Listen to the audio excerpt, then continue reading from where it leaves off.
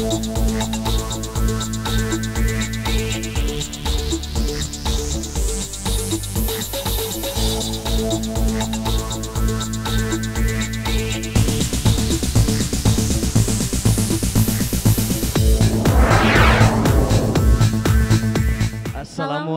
warahmatullahi wabarakatuh. Selamat sore dan salam sejahtera bagi kita semua. Om Swastiastu.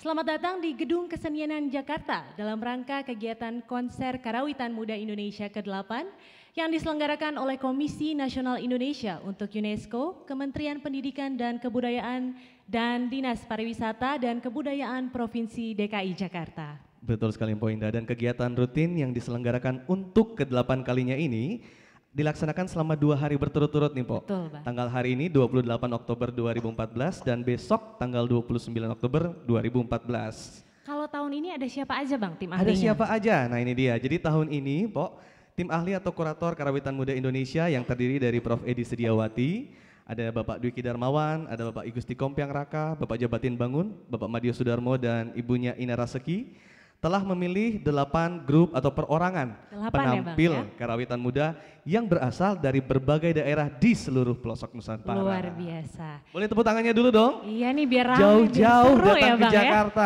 Hari Sumpah Pemuda untuk menampilkan karawitan asli dari daerahnya masing-masing. Pastinya Bang. Namun Bang, tahun ini kami segenap keluarga besar KMI kehilangan salah satu anggota tim ahli Karawitan Muda Indonesia yang telah berdedikasi besar untuk dunia seni pertunjukan di Indonesia dan mendukung kegiatan konser Karawitan Muda Indonesia sejak awal penyelenggaraan hingga tahun lalu. Beliau adalah almarhum Bapak Totom Kodrat. Sejenak kita mengheningkan cipta dan memanjatkan doa untuk mengenang jasa-jasa beliau. Semoga arwah beliau mendapatkan tempat terindah di sisi Allah Subhanahu wa Ta'ala. Mengheningkan cipta dimulai.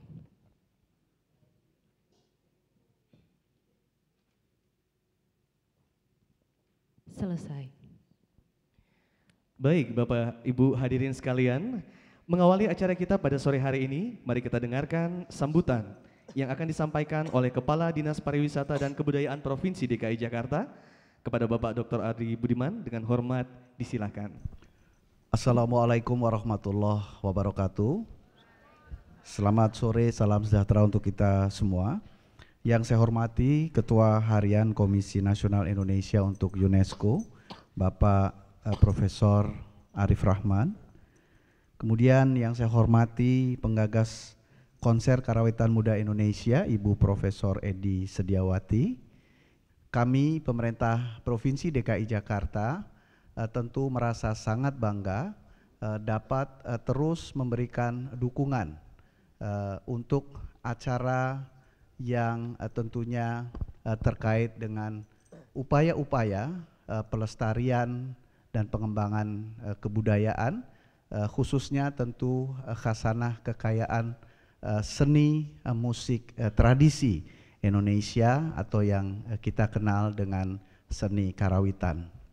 Dan tentu saja upaya-upaya ini memerlukan dukungan seluruh pihak yang tidak kalah pentingnya karena upaya-upaya ini merupakan atau memiliki sasaran, memiliki target agar generasi muda mampu untuk lebih meningkat apresiasinya dan tentu saja bisa menjadi pelaku seni itu sendiri. Dan tentu saja kami berharap bahwa acara ini dapat terselenggara dengan baik. Untuk itu pada tempatnya lah apabila pada kesempatan yang sangat berbahagia ini saya menyampaikan penghargaan yang tinggi dan ucapan terima kasih kepada seluruh pihak yang telah memberikan dukungannya atas terselenggaranya acara ini. Selamat menikmati acara konser Karawitan Muda Indonesia ini.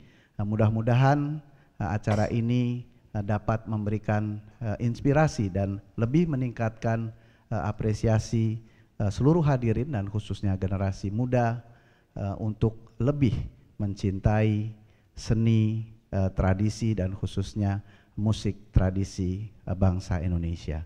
Terima kasih. Wabillahi taufiq wal hidayah. Wassalamualaikum warahmatullahi wabarakatuh. Selanjutnya marilah kita dengarkan sambutan Ketua Harian Komisi Nasional Indonesia untuk UNESCO, Kementerian Pendidikan dan Kebudayaan, Bapak Profesor Arif Rahman. Dengan hormat kami persilahkan. Bismillahirrahmanirrahim. Assalamualaikum warahmatullahi wabarakatuh. Salam sejahtera untuk kita semuanya. Kita perlu bersyukur kepada Allah Subhanahu wa Ta'ala malam hari ini untuk ke-8 kalinya Karawitan Muda Indonesia digelar oleh Komisi Nasional Indonesia untuk UNESCO, Kementerian Pendidikan dan Kebudayaan bersama-sama dengan teman-teman seluruhnya. Dan tahun ini pemerintah DKI Jakarta mengusung untuk bersama-sama dengan KNIU menggelar yang ke-8. Kita ucapkan terima kasih kepada pemerintah DKI Jakarta. Tepuk tangan untuk teman-teman dari DKI Jakarta. Hal ini semuanya tidak akan terjadi kalau bukan ada semangat dari seseorang.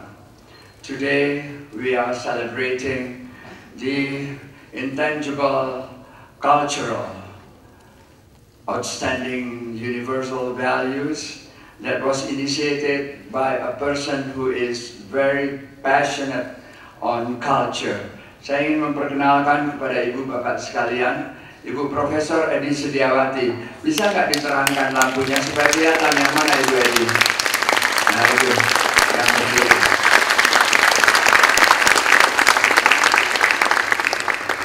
Ibu Edi, saya kira diterangkan aja Mas supaya kelihatan.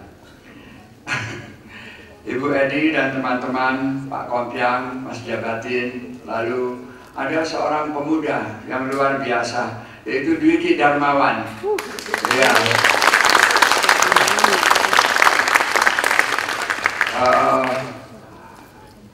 Dan masih banyak lagi yang lain yang membuat ini semuanya menjadi bermutu.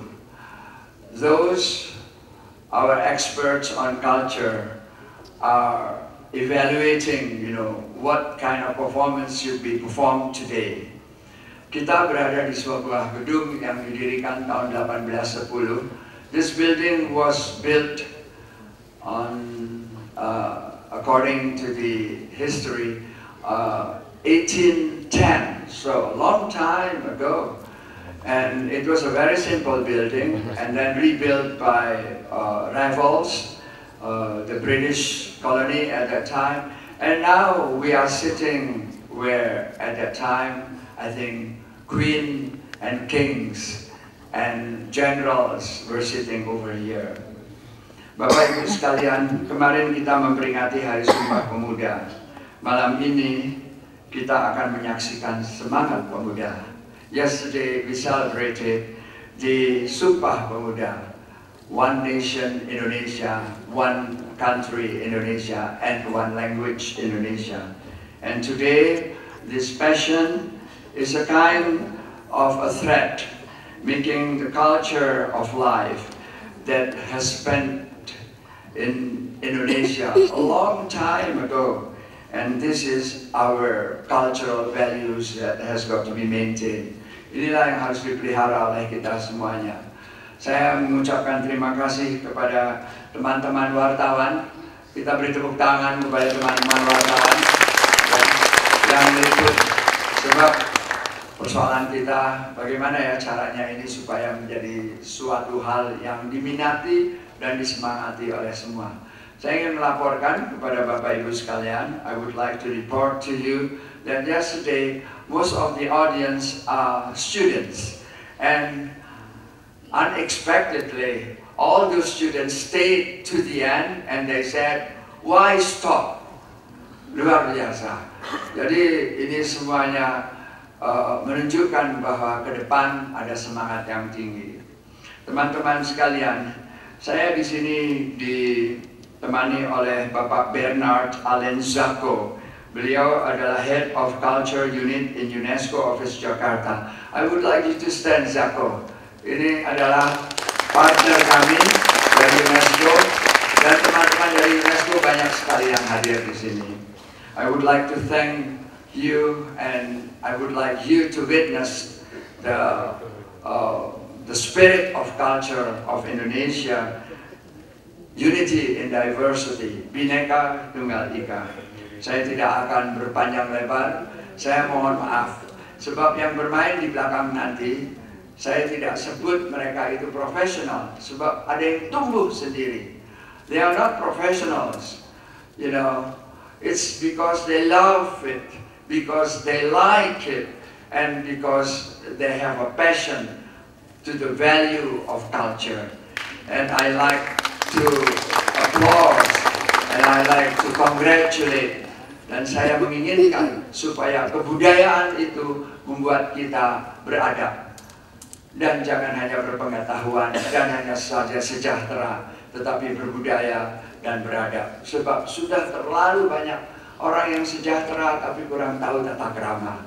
And today we are going to see and witness how we are going to build this country to become a respected country, Indonesia together with other countries. Terima kasih dan mohon maaf, saya berdiri di sini atas nama pemerintah DKI Jakarta, juga atas nama Kementerian Pendidikan dan Kebudayaan. Terima kasih. Assalamualaikum warahmatullahi wabarakatuh. Baik, kita undang untuk korator yang pertama ada Bapak Abdur Rahim. Beliau adalah Kepala Bidang Pengkajian dan Pengembangan Dinas Pariwisata dan Kebudayaan Provinsi DKI Jakarta yang akan memperkenalkan mengenai Rebana Biang dari Komunitas Perkampungan Budaya Betawi dan SMK Negeri 57 Jakarta. Rebana Biang itu sesungguhnya di sebelum tahun 70 namanya bukan Rebana Biang, tetapi adalah terbangan. Jadi ketika pada waktu itu Pak Ali Sadikin untuk menggali jenis-jenis kesenian Betawi, akhirnya ada dari Engkong dulu, dari Pak Sabah, dia bilang itu yang biangnya. Akhirnya Pak Ali Sadikin memberikan judul Rebana itu adalah Rebana Biang. Sesungguhnya terbang gede. Ya. Ibu-ibu, bapak sekalian, ini asli Betawi enggak? Asli, asli banget. Kalau secara bentuk boleh saja, ada di di Nusa Tenggara Barat ada, di Sunda juga ada, secara bentuk. Ada di Sulawesi juga ada, Rebana Biang ini. Namun, yang lain adalah lagu-lagu yang dibawakan. Dari mana sesungguhnya? Jadi pada waktu itu, pada sekitar 1880-an, tahun 1880-an, itu ada yang namanya Pak Haji Kumis bin Patua bin Kandang bin Banten, dia mengajar Rebana Biang di daerah Ciganjur. Ini hasil dari kajian kami pada waktu itu tahun 1990. Jadi kalau orang Betawi bilang ini katanya pengaruhnya dari Nusa Tenggara Barat. Karena apa? Di situ ada yang namanya hampir sama. Bahkan di dalam buku Musik in Java yang ditulis oleh Japkens, yang diriset dari tahun 1912 dan dibukukan pada tahun sekitar 1933, itu ada tertera, mungkin gambarnya mana nih? Gambarnya, itu namanya Lenggo Orkestra. Pada awalnya sesungguhnya di tahun 1880-an hanya cukup instrumennya adalah 3. Rebana gede yang biang, terus yang tengah itu namanya kotek, dan yang paling kecil itu namanya gendung. 3 unsur itu ditambahi dengan mungkin kecerek. Pada perkembangannya, pada awal-awal abad 20-an, makanya itu adalah keluar ada macam-macam Rebana Biang yang berkembang sampai kepada ada di Cilodong sampai ke Bekasi. Itu berkembang. Ada yang di instrumen ditambahi dengan tehian dan sebagainya. Dan saya lihat di dalam buku bukti yang ada di dalam buku Japkens itu adalah Rebana Biang 3, ada 2 biola dan 1 yaitu adalah gitar Cina. Membawakan lagunya pada waktu itu adalah Melayu.